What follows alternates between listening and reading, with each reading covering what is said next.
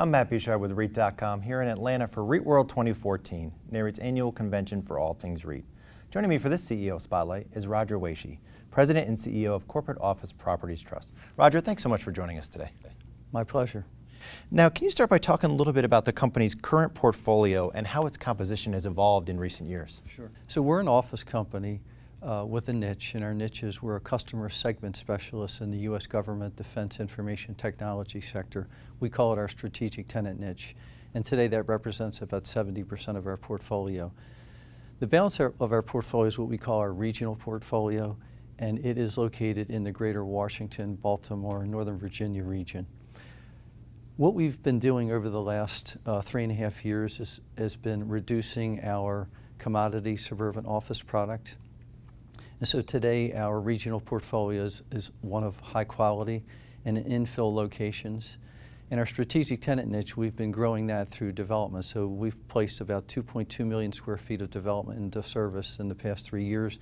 We have 1.1 million square feet of strategic tenant niche development under construction today. And then we've got a pretty sizable development pipeline that's coming forward in 2015.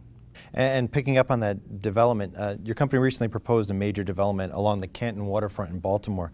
Does that sort of larger scale project signify or represent a shift that you were talking about in the company?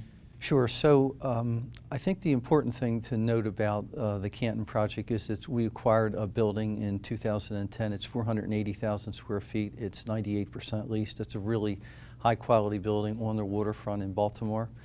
Along with that building came 10 acres of development potential.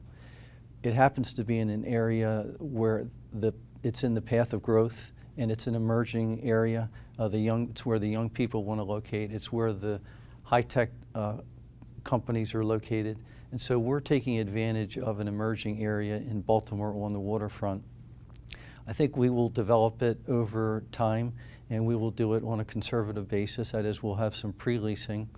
And the most important point is that the change in direction is just one simply of taking our regional portfolio from being commodity-like suburban office product and making it high-quality infill product such as the Canton Crossing project. And lastly, as you look out at 2015, what stands as possibly the biggest game changer, either positive or negative, for the office sector? Well, we're in the jobs business, and the jobs have been not growing as much for the last 4 or 5 years, but we do think, based on our view of the market, that job growth is finally getting some traction.